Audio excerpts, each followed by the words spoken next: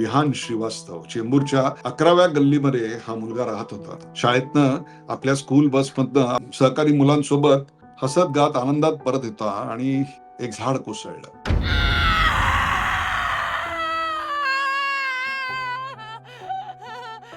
झाड कोसळलं आणि त्यांनी क्षणार्धात त्या मुलाचा जीव घेतला. खरंच सुंद आणि विषण्ण करणारा अनुभव आहे. या घटनेनंतर प्रत्येक मुंबईकराच्या आणि टीव्हीवर आणि न्यूजपेपरमध्ये वाचलेल्या प्रत्येक आई बापाच्या मनात आज येत असणार की शाळेला जाणारं माझं मूल खरोखरच आज घरी सुरक्षितपणे येणार आहे.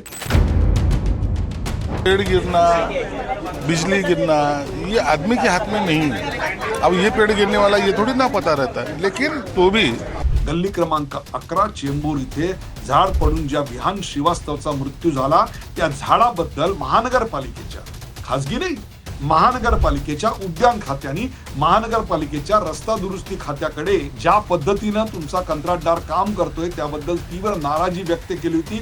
तसं पत्र लिहिलं होतं. ती तारीख होती 3 एप्रिल 2025. म्हणजे त्या खात्याकडे आलेल्या तक्रारीवर कारवाईवर काहीतरी करायला किमान 15 महिने हातात होते. हे सगळं महानगरपालिकेला जानेवारी 26 मध्ये पुन्हा उद्यान खात्याने कळवलं होतं. 11 नंबरच्या गल्लीत झालेल्या बेछूट कॉन्क्रिटीकरणाबद्दल की या सगळ्या व्यवस्थेचे जे पाईक आहेत ना ते म्हणजे अधिकारी आणि कंत्राटदार यांचं ओळखपत्र आहे. त्या ओळखपत्रावर 4च अक्षर आहेत, भ्रष्टाचार. वारंवार वॉर्निंग देऊन झाड धोकादायक आहे, हा निष्काळजीपणा आहे असं तुमच्याच खात्याने सांगून जेव्हा दुसरं खातं काम करत नाही ना तेव्हा it is not an act of God.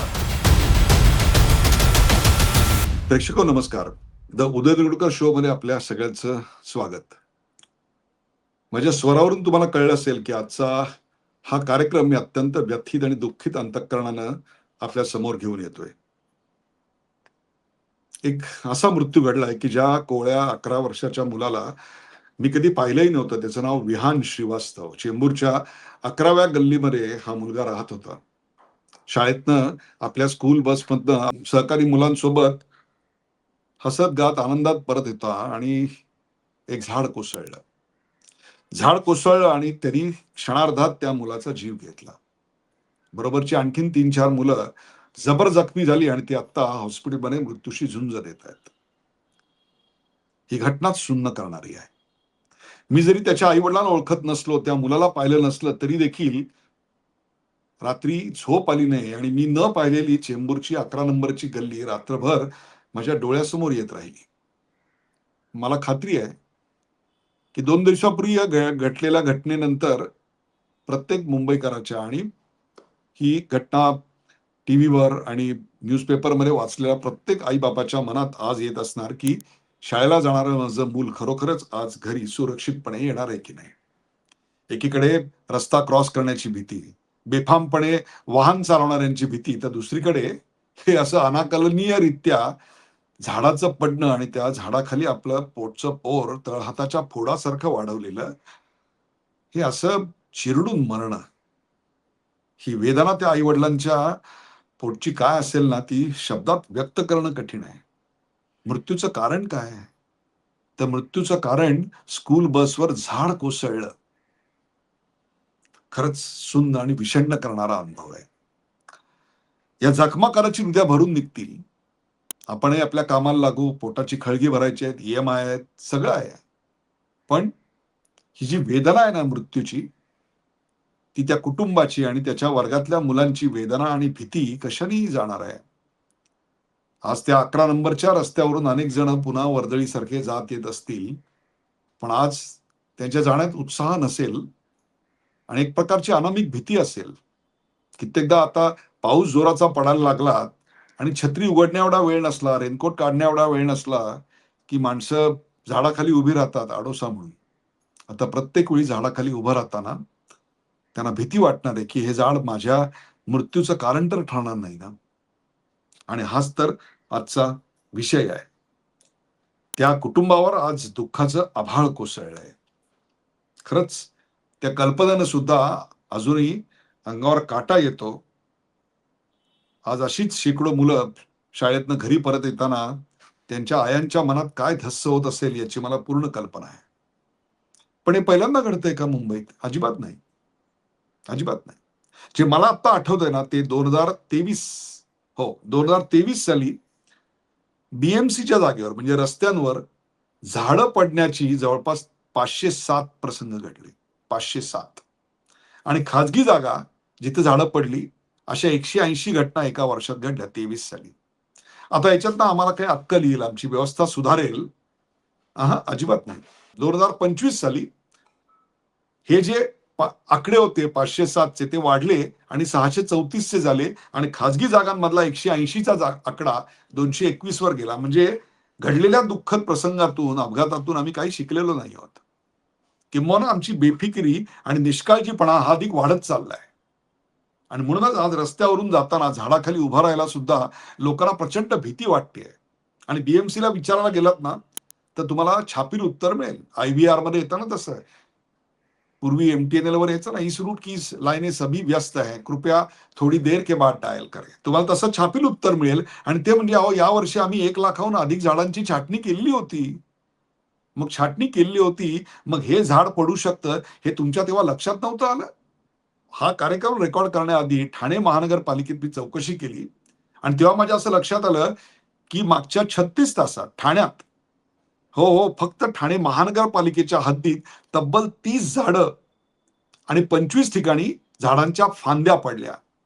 अर्थात ती जड फांदी पडल्यानंतर झाड पडणं काय आणि फांदी पडणं काय, एकदा डोक्यावर पडली की माणसाचा कपाळ मोक्ष ठरलेला आहे. पण सुदैव आहे ठाणे महानगरपालिकेचं की एकही जीवित हानी इथं रिपोर्ट झाली नाही. पण प्रत्येक वेळी प्रत्येक जण असा सुदैवी असतो असं नाही. मृत्यू झाडा मागे किंवा झाडात दबा धरून बसलाय याची आम्हाला जाणीव सुद्धा नसते. गेल्या 10 वर्षात एकट्या मुंबईमध्ये वृक्ष कोसळून मरणाऱ्या माणसांची संख्या आता 37 झाली आहे. It's not a small number. आणि त्याहीपेक्षा 300 हे जखमी जायबंदी झालेत आणि शेकडो वाहनांचा चक्काचूर झालाय. वाहनांचं ठीक आहे, हो, इन्शुरन्स मिळेल, नाही मिळाला तरी फरक पडत नाही. माणसं जिवंत राहतात ना, किमान 10 गाड्यानंतर विकत घेऊ आयुष्यात. पण हातचा माणूस गेला तर काय करायचं? आणि धोकादायक झाडांबद्दल तुम्ही महानगरपालिकेत तक्रार करून बघा. जर कारवाई झाली तर तुमचं नशीब म्हणायचं. आणि हे विषादाने आणि विषण्णतेने आणि काहीशा तीव्र खेदाने मी म्हणतो. याचं कारण गल्ली क्रमांक 11 चेंबूर इथे झाड पडून ज्या विहान श्रीवास्तवचा मृत्यू झाला त्या झाडाबद्दल महानगरपालिकेच्या, खासगी नाही, महानगरपालिकेच्या उद्यान खात्याने महानगरपालिकेच्या रस्ता दुरुस्ती खात्याकडे ज्या पद्धतीनं तुमचा कंत्राटदार काम करतोय त्याबद्दल तीव्र नाराजी व्यक्त केली होती. तसं पत्र लिहिलं होतं. ती तारीख होती 3 एप्रिल 2025. म्हणजे त्या खात्याकडे आलेल्या तक्रारीवर, कारवाईवर काहीतरी करायला, कारवाई करायला किमान 15 महिने हातात होते. 15 महिने. आणि त्या पत्रामध्ये त्यांनी स्पष्ट उल्लेख केलेला आहे आणि तो म्हणजे तुम्ही ज्या पद्धतीनं काम केलेलं आहे त्यामुळे झाडाची मुळं कमकुवत झालेली आहेत आणि हे जर उद्या पडलं तर त्याची जबाबदारी आता तुमची असेल. तरी देखील त्या मुजोर अधिकाऱ्यांचे आणि निर्लज्ज, निगरगट्ट अशा कंत्राटदारांचे काही डोळे उघडले नाहीत. बेफिकिरी, निष्काळजी, हमारा कौन क्या बिगाड़ लेगा, चलता है ॲटिट्यूड, आम्ही सगळीच व्यवस्थाच विकत घेतलेली आहे. रस्ता खणताना जो राडारोडा निघतो त्याच्या विल्हेवाटीची आपल्याकडे एक पद्धत आहे, त्याच्यावर कडक निर्बंध आहेत. पण इथे इथे तो सगळा राडारोडा त्या झाडांच्या जवळ टाकला जातो आणि मग त्या झाडांची मुळं कमकुवत होतात आणि त्यामुळे झाड पडतं. हे सगळं महानगरपालिकेला जानेवारी 26 मध्ये पुन्हा उद्यान खात्याने कळवलं होतं. 11 नंबरच्या गल्लीत झालेल्या बेछूट कॉन्क्रिटीकरणाबद्दल. पण शिक्षेची भीती नाही आणि कायद्याची बूज नाही. आम्ही महानगरपालिकेच्या व्यवस्थेला विकत घेऊ शकतो आणि आमच्या विना महानगरपालिका चालूच शकत नाही. नगरसेवक तर आमच्या खिशात असतात. ही मस्ती आणि गुर्मी असलेले कंत्राटदार आणि मग ते अधिकारी या सगळ्याला कशाला भीक घालतायत? सगळीच व्यवस्था सडलेली, कुजलेली तुम्हाला सांगतो. पण दुर्दैव आहे की या सगळ्या व्यवस्थेचे जे पाईक आहेत ना ते म्हणजे अधिकारी आणि कंत्राटदार यांचं ओळखपत्र आहे आणि त्या ओळखपत्रावर 4च अक्षर आहेत, भ्रष्टाचार. आणि त्या निष्पाप विहान श्रीवास्तवचे आई वडील त्याच्या शाळेचं ओळखपत्र आपल्या हृदयाशी कवटाळून त्या स्मशानाबाहेर आज आक्रोश करतायत. आज ही पाळी श्रीवास्तव कुटुंबावर आली. उद्या इथं आपल्यापैकी कोणीही असू शकतो. खरं तर अशा प्रकारे झाडांना इजा करणं हा एक सिरियस गुन्हा आहे. तुमच्या खाजगी जागेत जर तुम्हाला झाडांच्या फांद्या जरी कापायच्या असतील ना, झाड तोडणं तर सोडूनच द्या, झाडाच्या फांद्या कापायच्या असतील तरी तुम्हाला महानगरपालिकेची परवानगी लागते. वृक्ष छाटणी करण्याची एक पद्धत आहे आपल्याकडे, त्याच्याशिवाय तुम्हाला हे करता येत नाही. मग हे सगळं इथं का नाही राबवलं गेलं? दोन दोनदा वॉर्निंग देऊनही हे खातं इतकं बेमुरवतखोरपणे काम करतं. हे सगळं अत्यंत बेशरमपणाचं आहे, तुम्हाला सांगतो. दोन्ही पत्रांना आम्ही केराची टोपली दाखवतो आणि त्या आई वडिलांच्या हातात त्या मुलाचं मृत्यूचा दाखला देतो. शहरीकरण, कॉन्क्रिटीकरण, रस्ता रुंदीकरण, हे सगळं हवंय, कोण नाही म्हणतंय. पण ते करताना काही शास्त्र असतं, काही काळजी घ्यायची असते. नुसतं सिमेंट टाकणं म्हणजे विकास नाहीये. रस्ता रुंद करताना, कॉन्क्रिटीकरण करताना त्याचा एक सायन्स आहे, त्याचा वापर केला गेला पाहिजे. त्यात नागरिकांची सुरक्षा आणि त्याहीपेक्षा सुद्धा तिथल्या वृक्षांचं संवर्धन, तिथल्या भागाचं सौंदर्यीकरण, याला विकास म्हणतात. नक्की अशा प्रकारे गोष्ट होते, त्याला फक्त आपण भकास म्हणू शकतो. चेंबूरमध्ये झालेल्या त्या निष्पाप मृत्यू प्रकरणी आता फक्त 3 ज्युनियर अधिकाऱ्यांना निलंबित करण्यात आलंय. का? कारण पालिका अधिकाऱ्यांना मीडियाला तोंड देताना काहीतरी सांगायला, एक बाईट द्यायला कारण हवं. राजकारण्यांना बोलायला काहीतरी हवं. नाही नाही नाही, आम्ही कारवाई केली आहे, 3 ज्युनियर अधिकाऱ्यांना हाकललेलं आहे. मग सिनियर अधिकाऱ्यांचं काय? त्यांच्यावर काहीच जबाबदारी नाही. कुठल्याच प्रकरणात कधीही सिनियर्स का अडकत नाहीत, ज्युनियरच का अडकले जातात? वरिष्ठ असे अधिकारी आणि नगरसेवक यांचं काय मग? त्या भागातल्या नगरसेवकांना या गोष्टीची जाणीव नव्हती. उद्यान खात्याने आपल्या भागातल्या एका पडू शकणाऱ्या झाडाबद्दल पत्र लिहिले आहेत, याची त्यांना गंधवार्ता नव्हते. हे सगळे प्रश्न आज ऐरणीवर आलेले आहेत. काय माहितीये का? संवेदनशीलता नावाची जी गोष्ट आहे ना, संवेदनशीलता ही असल्याशिवाय, माणुसकी असल्याशिवाय माणसं कामच करत नाही. एक लक्षात घ्या, स्वतःचं मूल गेलंय असं जेव्हा वाटतं किंवा स्वतःचं मूल जाऊ शकतं असं जेव्हा वाटून माणसं काम करतात ना, तेव्हा ते काम जलद आणि योग्य होतं. आणि असं होऊ शकतं. I am not expecting too much, I am not expecting sky. Nasrapur बलात्कार प्रकरण, त्या चिमुरड्यावर बलात्कार झाला, तिचा खून झाला, त्याचा तपास पुणे ग्रामीण पोलीसचे अधिकारी, मला वाटतं गिल नाव आहे त्यांचं, आणि तिथल्या तपास अधिकारी विजयमाला पवार, या दोघांनी अत्यंत जलद गतीने, संवेदनशीलतेने आणि जणू काही स्वतःच्या घरातली व्यक्ती गेली आहे असं मानून ह्या प्रकरणाचा तपास केला. 60हून अधिक मला वाटतं साक्षीदार होते, ते सगळे नोंदवले आणि 1200 पानाचं चार्जशीट अवघ्या 20-25 दिवसात त्यांनी कोर्टात सादर केलं आणि न्यायालयाने याच्यावर तातडीनं निकाल दिला. आज आम्हाला आयुक्तांकडून, मुख्यमंत्र्यांकडून या प्रकरणात सुद्धा हीच अपेक्षा आहे. इतक्या फास्ट ट्रॅक गतीनं या प्रकरणात सुद्धा दोषींना शिक्षा झालेली पाहिजे. जर नसरापूर प्रकरणात होऊ शकते, तर मग या प्रकरणात का नाही, असा सवाल आता नागरिकांच्या मनामध्ये येतोय. आणि हो, हे होत असताना एक आणखीन संतापजनक प्रतिक्रिया माझ्यासमोर येते, ती म्हणजे सामाजिक न्यायमंत्री संजय शिरसाट यांची. बिजली गिरना ये आदमी के हाथ में नहीं है. अब ये पेड़ गिरने वाला ये थोड़ी ना पता रहता है, लेकिन तो भी ऐसे कोई जो धोखादायक है उसको निकालने की जरूर कोशिश करें. त्यांनी या प्रकरणातून एक प्रकारे हात झटकलेत.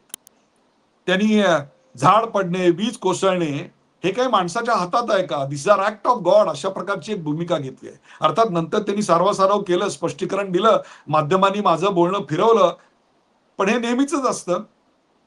पण लक्षात घ्या, वीज पडणे आणि झाड कोसळणे या 2 भिन्न बाबी आहेत. वारंवार वॉर्निंग देऊन झाड धोकादायक आहे, हा निष्काळजीपणा आहे असं तुमच्याच खात्याने सांगून जेव्हा दुसरं खातं काम करत नाही ना, तेव्हा it is not an act of god. वीज पडणं ही ऍक्ट ऑफ गॉड आहे आणि अशा प्रकारे निष्काळजीपणे झाड पडणं ही ऍक्ट ऑफ ह्युमन मिस्टेक आहे. अशा प्रसंगी संवेदनशीलपणे कसं बोलावं याचे आदर्श आपल्याकडे देवेंद्र फडणवीस आणि एकनाथ शिंदे यांनी वारंवार दाखवून दिलेत. संयमपणे कारवाई कशी करावी, काम कसं करावं हे अश्विनी भिडे दाखवून देत आहेत. आणि इकडे वीज पडणे आणि झाड पडणे याची तुलना आपण करतोय. खरंच तुम्हाला सांगतो, हे दुर्दैव आहे. आज ज्या कुटुंबाला मी ओळखत नाही त्यांच्या दुःखात फक्त मी सहभागी आहे एवढंच म्हणू शकतो. मला हा कार्यक्रम करताना खरंच वेदना होत आहेत, परंतु मी हा कार्यक्रम करावा अशा तुमच्याच सूचना आल्या म्हणून अत्यंत दुःखद अंतःकरणाने मी हा कार्यक्रम करतोय, तो एकाच ओढीनं की किमान हा शेवटचा अशा प्रकारचा मृत्यू असावा. अन्यथा पुढल्या वर्षी पुन्हा असाच काहीतरी एखादा मृत्यू घडेल आणि आपण असेच बसू आणि असेच मी पोटतिडकीनं बोलेन आणि तुम्ही व्यक्त व्हाल, परंतु मृत्यूची मालिका मात्र काही थांबणार नाही. वृक्ष वाचवणे आणि रस्त्यांचं संवर्धन करणे हे काही रॉकेट सायन्स नाही आहे, पण ते देखील आम्ही धड करत नाही ही आत्ताची वस्तुस्थिती आहे. आणि म्हणून भ्रष्ट अधिकाऱ्यांवर तातडीनं कारवाई आणि यानंतर असे प्रकार होऊ नयेत याकरता वृक्ष छाटणी करताना अत्यंत बारकाईने आणि वैज्ञानिक दृष्ट्या विचार करून ते करावं, एवढी किमान अपेक्षा जर आमच्या नागरिकांनी बाळगली तर त्यात काय चूक आहे मला सांगा. प्रेक्षको, हा कार्यक्रम कसा वाटला त्याबद्दलच्या तुमच्या प्रतिक्रिया खाली कॉमेंटमध्ये जरूर सांगा. अशा प्रकारचे वेगवेगळे विषय घेण्यासाठी मला सूचित करा, शेअर करा, लाईक करा, सबस्क्राईब करा आणि कृपा करा परमेश्वराकडे आज रात्री झोपताना प्रार्थना करा की अशा प्रकारचे कार्यक्रम पुन्हा करायची दुःखाची वेळ आणि ते पाहायची दुःखाची वेळ तुमच्यावर येऊ नये, इतकीच परमेश्वर चरणी प्रार्थना.